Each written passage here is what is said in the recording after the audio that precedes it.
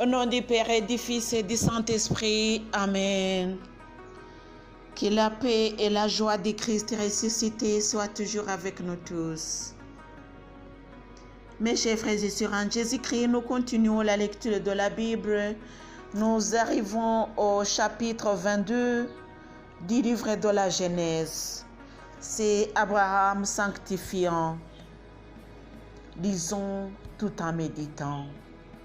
Que le Seigneur Jésus nous donne sa force, nous donne le temps de méditation. Alléluia. Amen. Mes chers frères et sœurs en Jésus-Christ, vous êtes en compagnie de Marie-Louise Omomaralongo.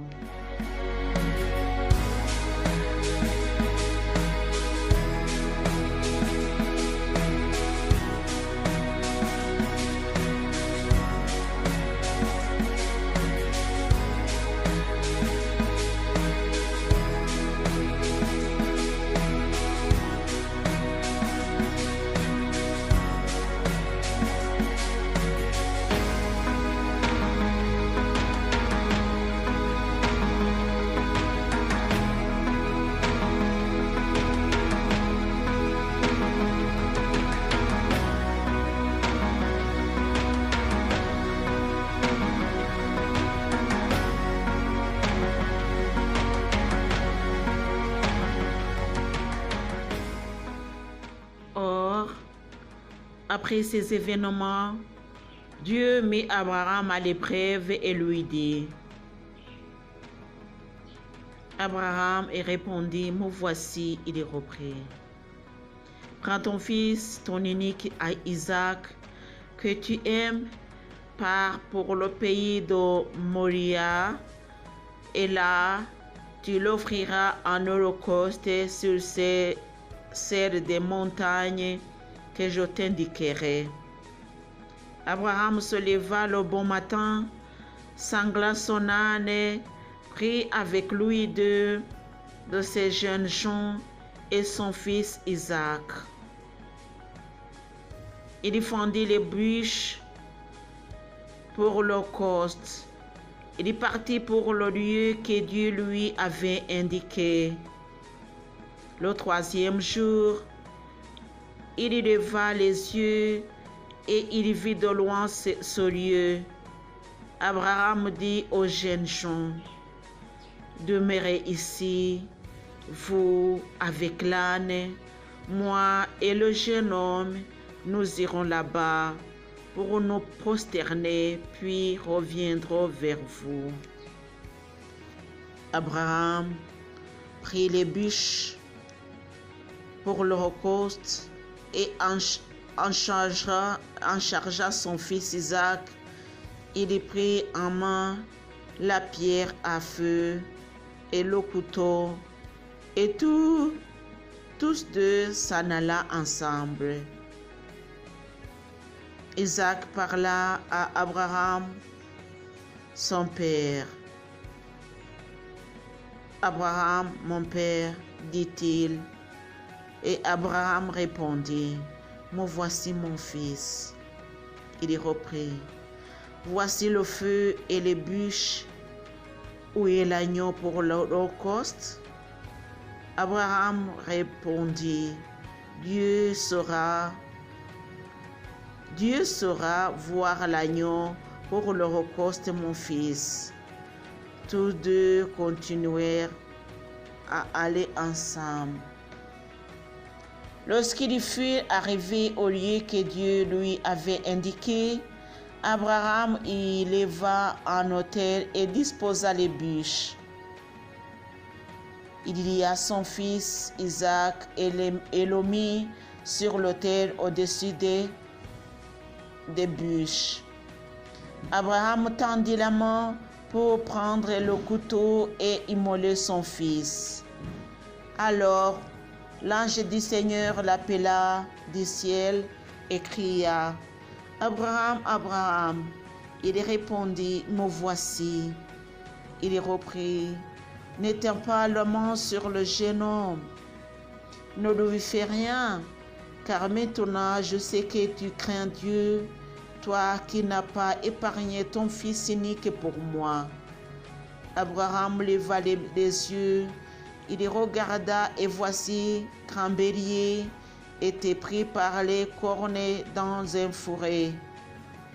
Il alla le prendre pour l'offrir en holocauste à la place de son fils. Abraham nomma ce lieu le Seigneur voit. Aussi dit-on aujourd'hui, c'est sur la montagne que le Seigneur est vu. L'ange du Seigneur appela Abraham du ciel une seconde fois et dit, je le jure par moi-même, oracle du Seigneur, parce que tu as fait cela et n'as pas épargné ton fils unique, je m'engage à te bénir et à faire proliférer ta descendance autant que les étoiles du ciel et le sable au bord de la mer. Ta descendance occupera la porte de ses ennemis, si tant est que se béniront toutes les nations de la terre, parce que tu as écouté ma voix. Abraham revint vers les jeunes champs. Ils se levèrent et partirent ensemble pour Beersheba. Abraham habita à Beersheba. Tel est la fin d'Abraham, naissance de Rebecca. Or, après ces événements, on annonça à Abraham, voilà que Milka, elle aussi, a donné des filles à ton frère Nahor. Uz, son premier-né, Bouz, son frère, Kemoul, père d'Aram, Kesed, Hazo, Pilda, Yidlaf et Bethuel. Bethuel engendra Rebecca. Ce sont les huit que Milk donna à Nahor, le frère d'Abraham. Sa concubine nommée Reuma eut aussi des enfants, Teva, Gaham, Tahash et Maka. Telle est la fin du chapitre 22 du livre de la Genèse. Chers amis, nous voyons qu'Abraham était très croyant et il n'a pas épargné son fils pour le Seigneur. Donnons au Seigneur tout ce que nous avons, puisqu'il nous prépare de bonnes choses. Alléluia. Lui, il nous a rien refusé. Alléluia. Et puis, nous aussi, nous devons lui offrir tout ce que nous avons. Alléluia. Étendons les mains pour le Seigneur, qu'il prenne ce qu'il veut et qu'il donne ou qu'il mette sur nos mains ce qu'il veut aussi. Alléluia. On dit toujours que ta volonté soit faite. Alléluia. C'est par la croyance qu'Abraham a vu l'Holocauste. C'est par la croyance qu'il a accepté d'offrir son fils en offrande. Abraham était très courageux. Remercions le Seigneur et prions pour nous-mêmes.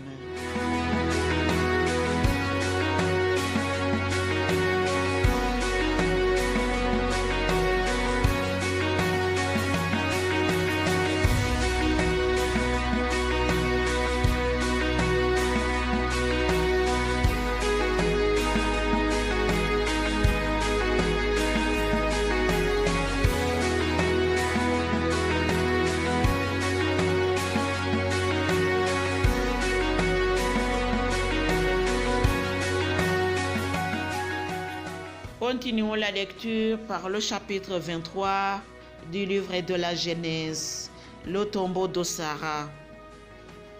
La vie de Sarah dura 127 ans. Sarah mourut dans le pays de Canaan, à Oïria Arba, c'est-à-dire Hébron, Abraham vint célébrer les funérailles de Sarah et la pleurait. Puis il se releva et s'éloigna de la morte pour parler au fils de Heth. Je vis avec vous, dit-il, comme un immigré et un hôte. Cède-moi en propriété funéraire parmi vous pour que j'ensevelisse la morte qui m'a quitté. Les fils de Heth répondirent à Abraham en ces termes: Écoute-nous, mon Seigneur. Dieu a fait de toi un chef au milieu de nous, ensevelis ta morte dans les meilleurs de nos tombeaux. À quand de nous t'interdira son tombeau pour la sépulture de ta morte. Abraham se leva pour se prosterner devant le peuple du pays des fils de Heth.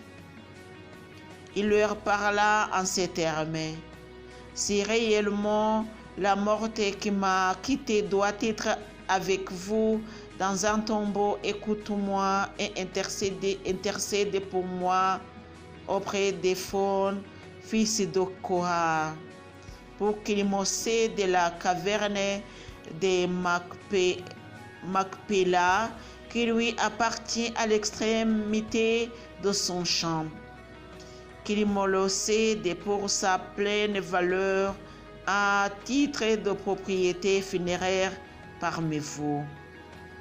Éphron était assis parmi les fils de Heth.